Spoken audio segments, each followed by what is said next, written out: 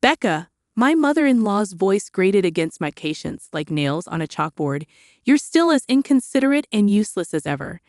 This trip was something my son and I were eagerly anticipating. You, who had no hand in planning it, can make yourself scarce right now. With my husband's departure from the table, the barrage of criticism began. We were embarking on an overseas adventure that Jack had tasked me with organizing. Her relentless reproach left me little choice but to retreat. What unfolded between them afterwards ceased to concern me. My name is Becca, a married woman navigating the waters of corporate life within a multinational entity. Thanks to the flexibility of my job, I've largely operated from home since tying the knot, affording me ample time within our household. My husband, Jack, embodies the archetype of self-importance, always striving to maintain appearances. He's a lavish spender, contributing naught to our domestic finances. Initially imperceptible during courtship, his true colors gradually surfaced post-marriage. His mother revels in extolling her son's virtues. While maternal adoration is commonplace, her brand borders on the fanatical. I anticipated some level of maternal bias and was prepared to endure it, but her unyielding demeanor and disregard for dissenting views, even from her husband, are remarkable. She harbors a palpable disdain for me, punctuating every encounter with cutting remarks. She takes particular umbrage with my reliance on my husband's earnings. "You're young. Get a real job," she chides incessantly. Despite clarifying my professional commitment post-marriage and the nature of my remote work, she dismisses it as inconsequential. To her, working from home equates to idleness, presuming I fritter away time gaming. Apparently, I'm a negligent wife, relegated to the realm of virtual distractions despite my domestic station. My husband, ostensibly, comprehends my work habits, yet he's never bothered to elucidate them to his mother, even when the topic arises in his presence. He opts for willful ignorance. Despite my entreaties for clarification, he evades responsibility, insisting that women ought to manage such matters independently, leaving me to bear the brunt. He even avowed his reluctance to embroil himself in any potential discord. On one occasion, my insistence for his involvement prompted him to flippantly toss a finalized divorce decree my way. The callous dismissal stung, prompting contemplation of divorce. However, the daunting prospect of divorce dissuaded me. If severing ties proved more arduous than our current predicament, acquiescence seemed the lesser evil. It dawned on me that my husband's allegiance lies squarely with his mother. It's exasperating, but I'm compelled to navigate her presence deftly while sidestepping confrontation. The notion of divorce arose not from newfound affection, but from a desire for change. Yet my husband misconstrued it as unwavering devotion, deterring him from dissolution. His inflated sense of self-importance grows more insufferable by the day. While childish pretensions can be endearing, in an adult they're simply off-putting. I've grown adept at disregarding his haughty pronouncements and feigning ignorance of his actions. Another motive lingers behind my decision to forgo divorce. Due to my husband's profession, we reside a considerable distance from my in-laws, meeting only once or twice a year. Initially, I believed I could endure such sporadic encounters. While the world buzzed with excitement over the prospect of a 9-day hiatus by strategically taking weekdays off, both my husband and I remained immersed in our respective work. American holidays held little significance for me as I tailored my schedule to international demands. For my husband, the notion of 9 consecutive days off was more abstract than calendar-bound. Thus, upon returning home from his first day back at work, he proposed an impromptu overseas trip, inspired by his colleagues who had seized the opportunity for a 9-day escapade. His enthusiasm, tinged with a hint of pride, left me bewildered and somewhat exasperated. His childlike impulsivity notwithstanding, I recognized my own yearning for travel, having not embarked on a trip that year. Hence, I tentatively suggested a domestic excursion. My rationale stemmed from my husband's lack of experience with international travel, necessitating the acquisition of a passport. With you by my side, language barriers won't pose a problem.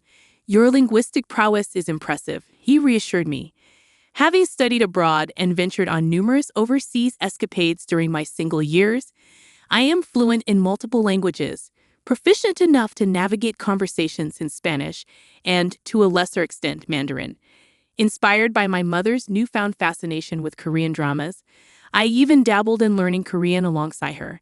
However, my proficiency remains somewhat shaky due to limited practice.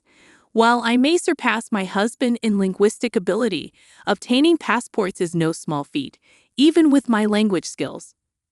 I quietly proceeded with the reservations, as per my husband's instructions, while also taking on the additional task of applying for passports, booking flights, and arranging hotel accommodations. Despite the considerable effort involved, I remained committed to executing my plan flawlessly, patiently fulfilling my husband's every request to craft the perfect itinerary. On the day of our overseas journey, my mother-in-law, blissfully unaware of the behind-the-scenes effort, gleefully remarked, just as I expected from my son, "It's a lavish trip abroad. We're flying business class, aren't we?"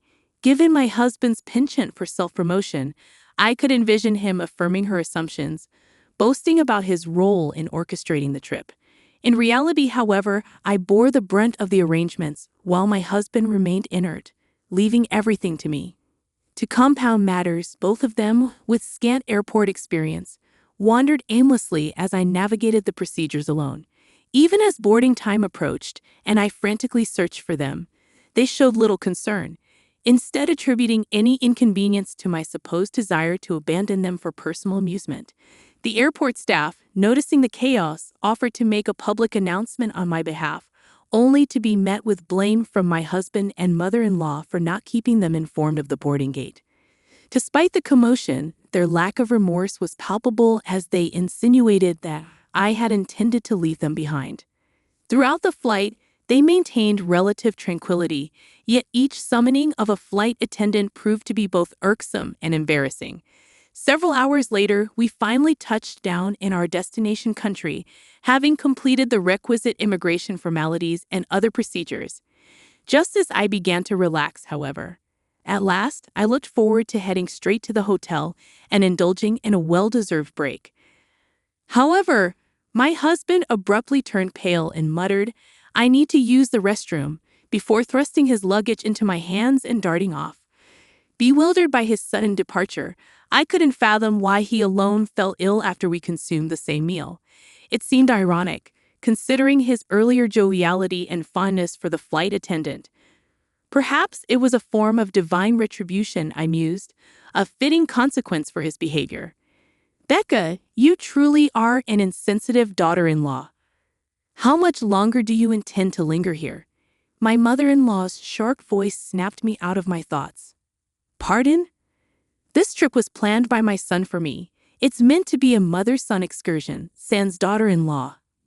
You, a non-working opportunist, have no right to enjoy this trip gratis.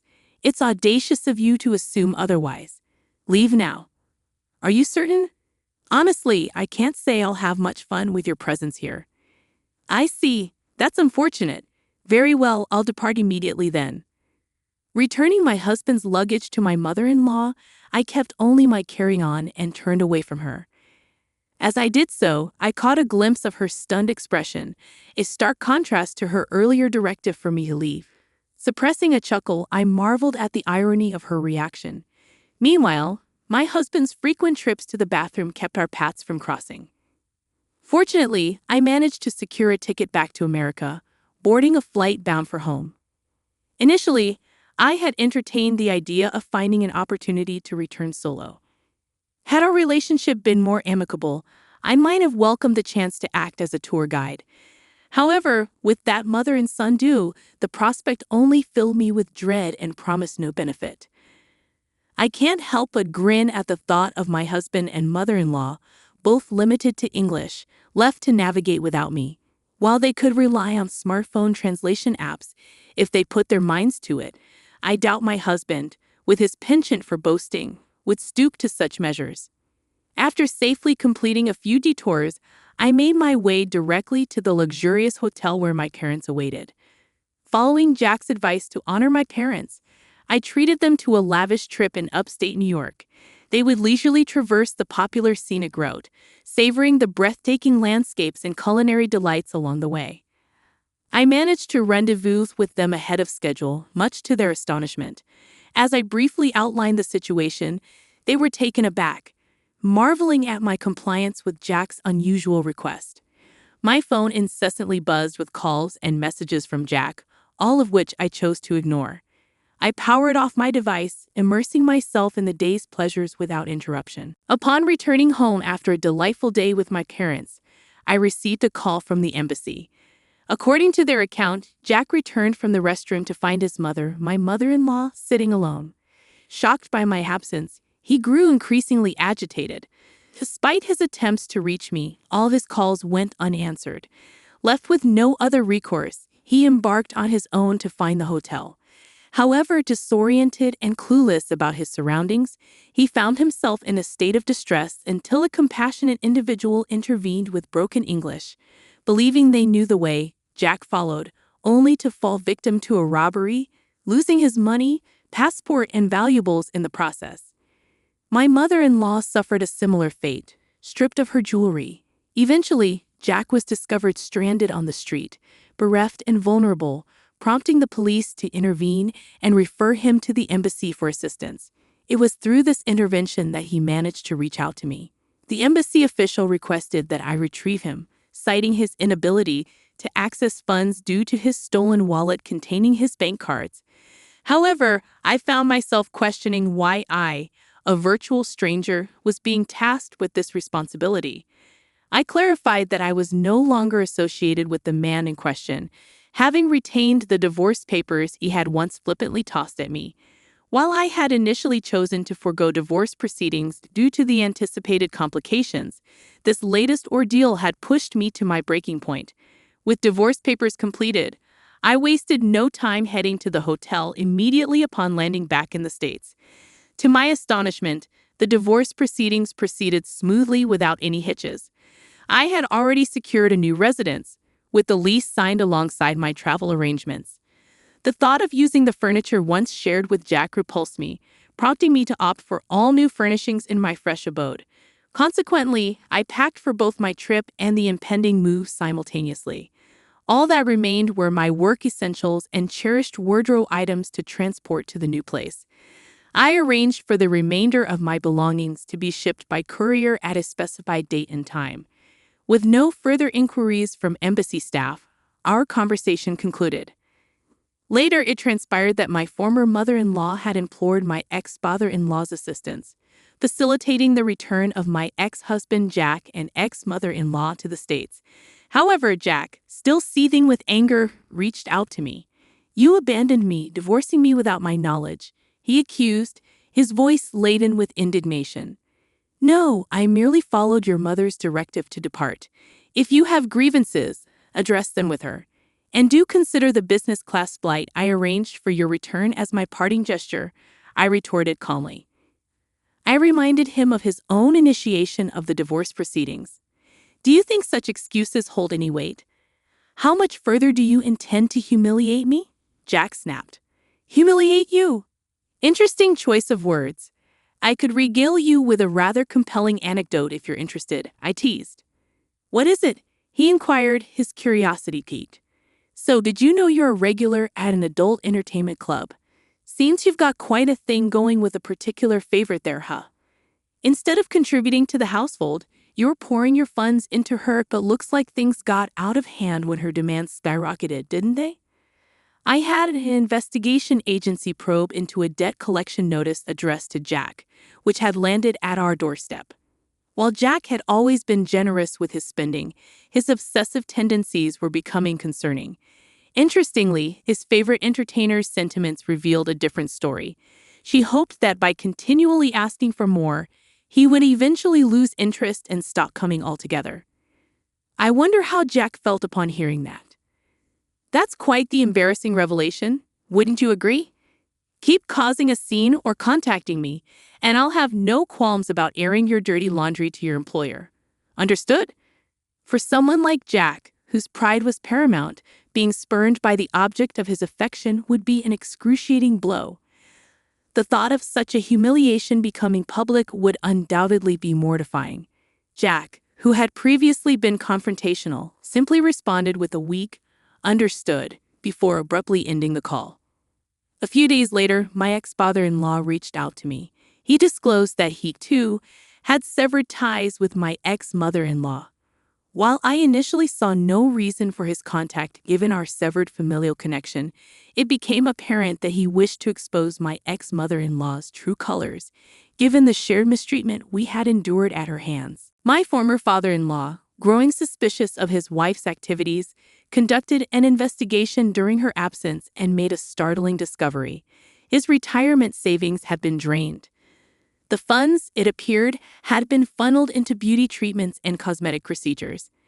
As someone not well versed in such matters, I remained completely oblivious to these developments. When pressed for a female perspective, I found myself at a loss, as I had failed to discern any noticeable changes. Perhaps the infrequency of our interactions, limited to once a year, rendered any alterations more pronounced. Nevertheless, I genuinely had not observed any significant transformations. In a moment of perplexity, I even queried my former father-in-law, "Are you certain these expenses were for beauty treatments?" Despite the substantial investment, there seems to be little discernible change. It appeared that any alterations were subtle, visible only to my former mother-in-law herself. It felt akin to pouring money down the drain. Predictably, my former mother-in-law, left destitute, sought refuge with her son Jack. However, Jack, once the pillar of the family, now finds himself drowning in debt following our divorce. He's even lost his apartment due to unpaid rent. Currently, both he and his mother reside in a dilapidated, drafty apartment. Despite their dire circumstances, his mother shows no inclination to seek employment and adamantly refuses to forego her beauty treatments. As Jack grapples with the daunting task of repaying his debts, the added burden of his mother's beauty expenses takes a toll. I've heard he's working tirelessly just to stay afloat. The pursuit of a grandiose facade, despite a diminishing quality of life, appears to persist unchanged. If they find contentment in their current circumstances, I won't interject. However, rumors have circulated suggesting a decline in the quality of the beauty treatments, resulting in a noticeable deterioration in her appearance. For my part, I value the tranquility of the present moment, where I can focus on enhancing my work without external pressures. This situation has prompted me to reconsider the importance of living within one's means.